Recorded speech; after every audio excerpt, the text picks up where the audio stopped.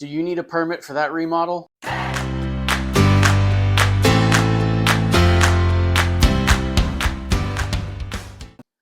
In this video, we're going to cover what is a building permit, who can pull a permit, and do you need a permit?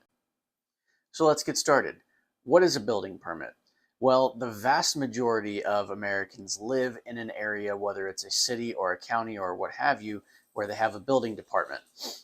When you want to build a building or make alterations to a building, you go to this municipality and you fill out a form. It is an application for a building permit. You have all sorts of information about your home, the size, the square footage, the address, the owner, etc., etc., etc. Once you apply for a permit and you get approved, then you do some work and you call in for inspection. They pass your inspection, you do some more work, and then you call in for another inspection. You get through all that whole process, and at that point, you need to close out your permit, and everything is done properly. Believe it or not, there are some places around the country that don't have a building department that they can report to, so nothing happens with a building permit. It's few and far between. The vast majority of people have a building department with building permits and all the things that go with it.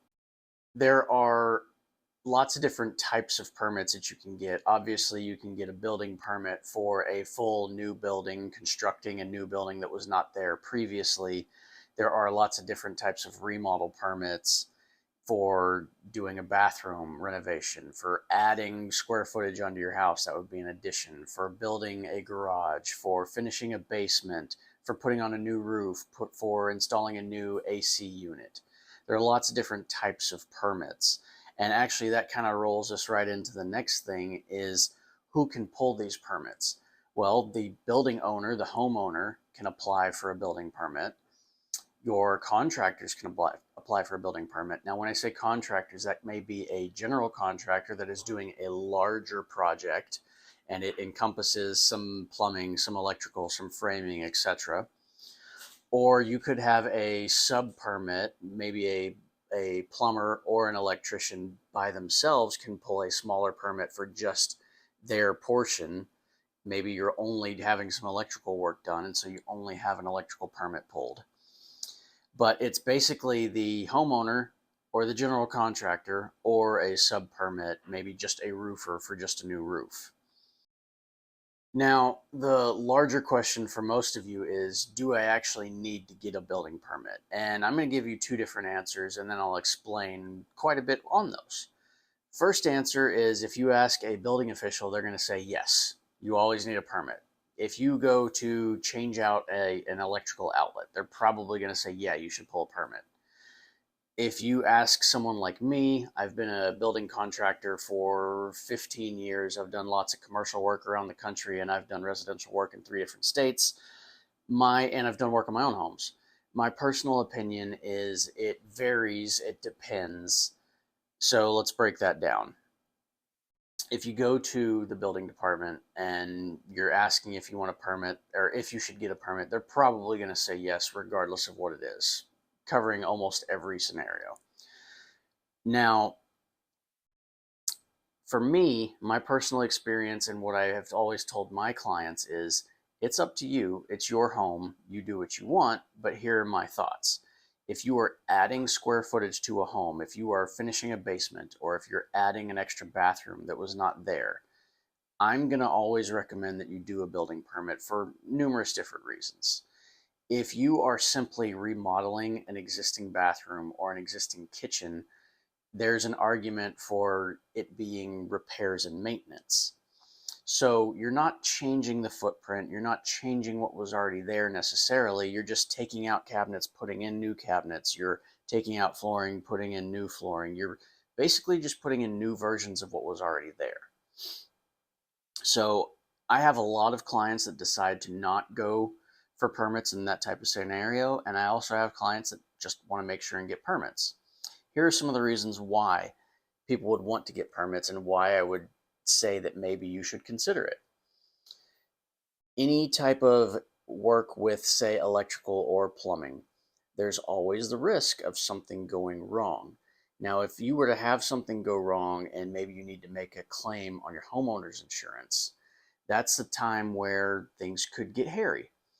If your insurance realizes somehow that you did work without a building permit, they could actually deny your homeowner's insurance claim, and therefore you're going to be stuck with tens of thousands of dollars of repair trying to put everything back together if something were to go wrong. Now, if maybe there's an electrical fire, your house burns down, you're uh, you're up the you know what creek. That's a really bad spot to be in.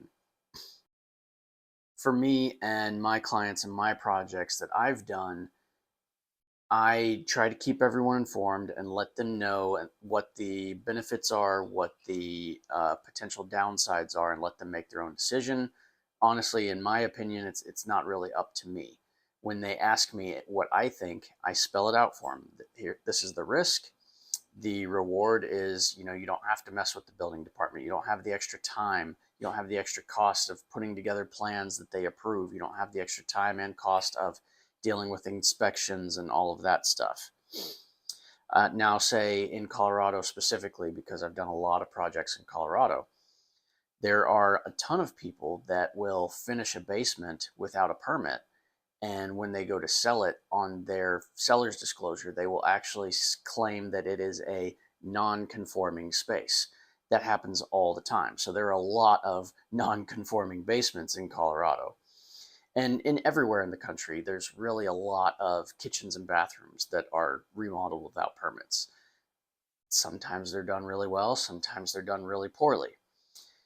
One of the purposes of having a building department and going through that process is making sure that everything is done properly. They are protecting the public, if you will. So to get a license, let's start here. To pull a permit as a contractor, you have to have insurance and you have to have a license. And so they have verified to some degree that these people doing this work are legit. And once you pull the permit, they've already verified that you seem to have a good idea of what you're supposed to be doing, and then they're going to have inspections during the process to make sure you actually do it the right way. Now, this is not foolproof, but it gets you pretty darn close to making sure that everything is done right. If you don't do the work with permits, then the homeowner at that point, you want to make sure that your contractor has insurance and is licensed. It's easy to verify that. You can just ask for it.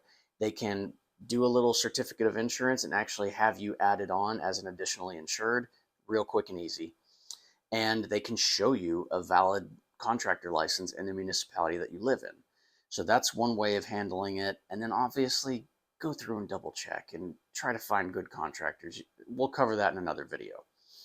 But so basically the idea is, if you're adding on finished square footage, if you are adding a basement, if you're adding a bathroom, a bedroom, seriously consider pulling a permit. But if you're doing something small, maybe you don't need it, but I want you to be educated on the benefits and the potential downside of not pulling a permit. There you go. Let me know, guys, if you have any comments or questions. I want to hear what you think. I want to hear your stories. Let's get it done.